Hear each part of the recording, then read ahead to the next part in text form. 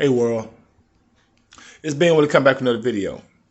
Fam, I want to come back with this video because I want to give in layman's terms what actually happened here in Texas. All right. When you watch the television and if you're getting all your information from mainstream media, you're not getting real information. You did? Not one time did Biden come to Texas. Okay. This was a pretty significant event in Texas. And so just kind of give you a historical analysis, back in 2011, this happened in 2011 when we had rolling blackouts because of the cold, because of the winter, right? When that happened in 2011, ERCOT, which is the Electric Reliability Council of Texas, it's a 15-member board. 15-member board. Now, what's crazy is 5 of the members on this board don't even live in Texas. These 15 members control the electricity in Texas. Texas has its own electric grid, right? Our electricity and energy is self-sufficient. We don't have to rely on the federal government to come down here and give us energy or whatnot. We have it. Why? Because Texas produces more oil than any other state in the country, pretty much in the world. You dig? That's why Texas is independent from any other particular grid. Now, when you have 15 members controlling this, now what I mean by controlling it, I live in H-Town where we have Centerpoint. In San Antonio, there's CPS. In Austin, they have the Austin Electric. I can't remember the name of the Austin utility company, but every city, every municipality has a utility company that provides electricity to the customers, to the citizens. But ERCOT is over the distribution of all that energy. They tell all these companies how much energy can go to who. Okay. Now, in 2011, when this happened, did they do anything to rectify that problem? No, they didn't. They waited 10 years.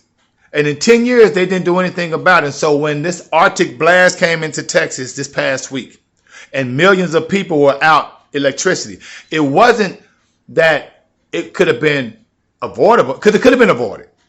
How could they avoid it? They could avoid it by making sure they winterize all the energy grids and mechanism and infrastructure for this particular situation. In Texas, we depend on wind turbines. Wind turbines actually is 24.8% of our energy.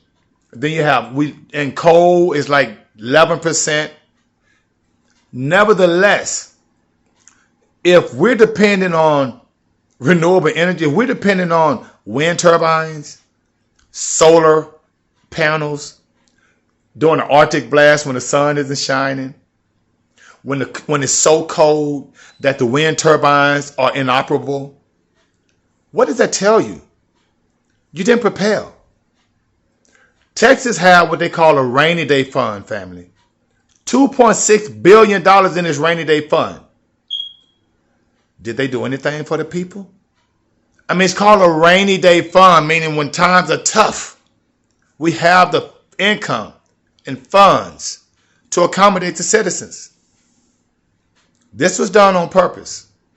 And family, that beep you hear, that's the house alarm. That's not that's not the fire alarm, guys. We got to check the house alarm situation out. That isn't the fire alarm, family. But ERCOT didn't do anything about this situation. Ted Cruz, the senator, didn't do anything about the situation. Actually, what Ted Cruz did was he went to Mexico. And then when the heat hit him, that's when he came back, making excuses. Ted Cruz lived in Houston, in River Oaks. River Oaks is one of the most affluent neighborhoods in H-Town. Okay? So I know they didn't lose power. Okay? So just to wrap things up, so those that don't live in Texas kind of trying to want to understand, how did this happen? The same way it happened in California. You cannot depend on wind turbines and solar panels when it's not conducive to the weather. And if you don't take the necessary precautions to, winterize these particular mechanisms, this is what's going to happen. We're in Texas. Greg Abbott, the governor of Texas, he had to demand that the natural gas producers don't sell to any other people outside of Texas. Only sell to Texas so we can get out of this situation. Come on, man. How you going to dictate that? If Texas would have took care of their business 10 years ago, this wouldn't have happened. Now, right now in Texas, guys, most of all of them Texans having water problems. We have to boil our water down here, family. What? And I'm trying to understand why, because not every house pipe busts. So if they telling us that all of Texas have to boil their water because some type of bacterial situation, the water isn't good, what they've been doing to our infrastructure. This isn't new. The same water that we was having to use a week or 2 weeks ago, it's the same water they're telling us to boil now. Don't get it twisted. I mean, when you have the board members, and remember, ERCOT is a nonprofit organization. It's a 501c4. The executives for ERCOT making over $200,000, $300,000 a year. Pay yourself first, family. I just kind of want to come back with a little information to let you know that this particular situation could have been avoided and no one is being held accountable for it. Biden hadn't said anything about it.